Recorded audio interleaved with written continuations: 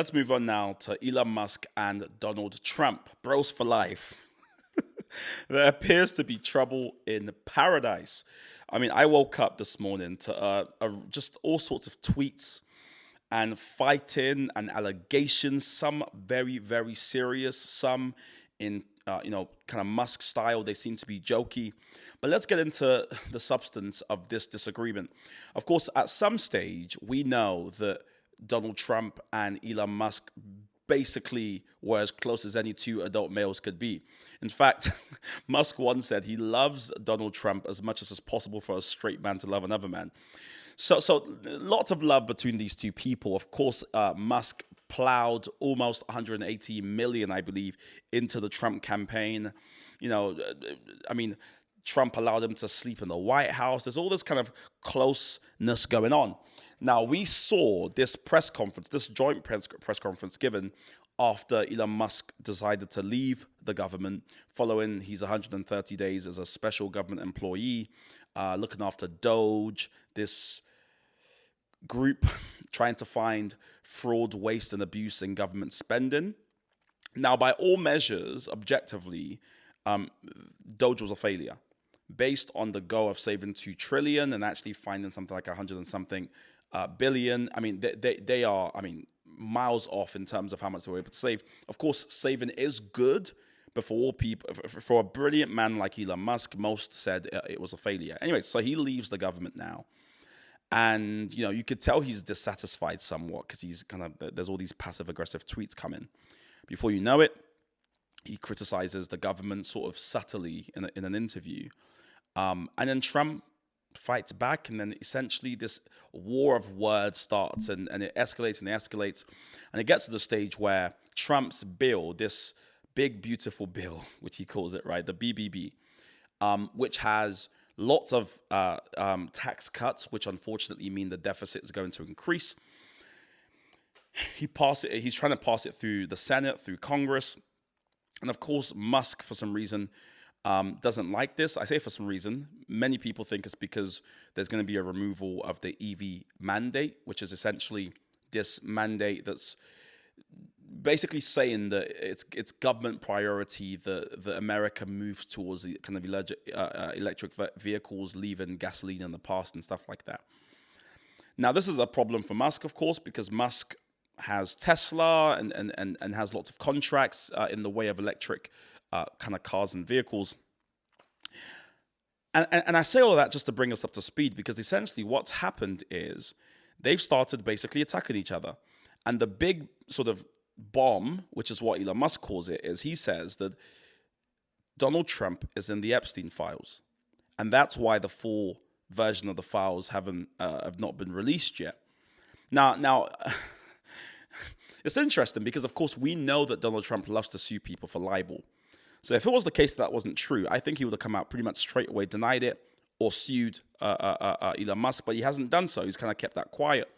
Instead, he's threatened Elon Musk, saying that maybe it's time to cancel all these contracts, which is literally, it's fighting talk. When you're the world's richest man and a lot of your personal wealth is wrapped up in government contracts, when someone says, I'm gonna cut it, that's serious.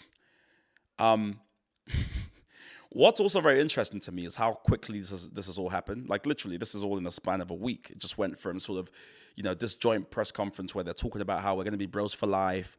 He has my number, I have his number. We're going to stay close together. To what seems to have happened now, where it's openly war. Now, here are the key questions to consider here. One is Musk a credible threat to Trump? Well, depends how you see it. Of course, Trump is the president, and there is nothing like the presidency in the United States. It's designed like that on purpose.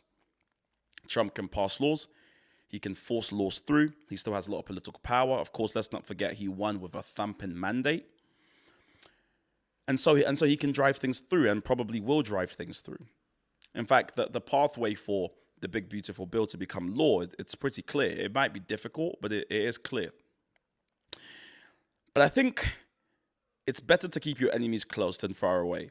And I suppose if Musk was still in the White House, then perhaps there's ways to mediate, de-escalate. But now that Musk is firmly out and is free to just speak his mind and critique Donald Trump, I think it's going to be a real issue for Donald Trump. There's some things he said, which I think is bluster. Things like, is it time to fund a new centrist party to take on Donald Trump and other people, and a party that actually represents the thoughts of middle America, so on and so forth. Could he do that? Of course he has the money to do so. Is he going to upend the political system in America? No, he's not. So I don't take, that's not there.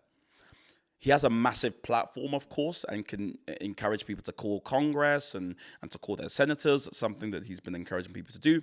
That can be a really kind of serious issue. But what he might be able to do is threaten all those Congress people and all those senators by saying, okay, you guys, yeah, sure, Donald Trump has 3.5 more years in power. I'm going to be here for much longer. And I have money, and I can fund your opponents. I can fund people to directly go against you. So I think we're going to see here really an exercise of power. Now, the question becomes whether Elon Musk actually cares about any of this enough such that, in September or later on when you have midterms and things like that, is he actually going to go through? I don't know. But it is very fascinating how quickly things imploded. Of course, many people predicted this. I didn't predict it online, but of course, when I saw them together, part of me did think, how long would this last? This kind of bromance. You got two people whose egos are massive. It's only a matter of time before they collide. And all it took was 4.5 months, right? For it all to come crashing down. It will be fascinating to see what happens. Of course, the media are having a field day. MSNBC are going crazy. This is like Christmas come early. They are over the moon.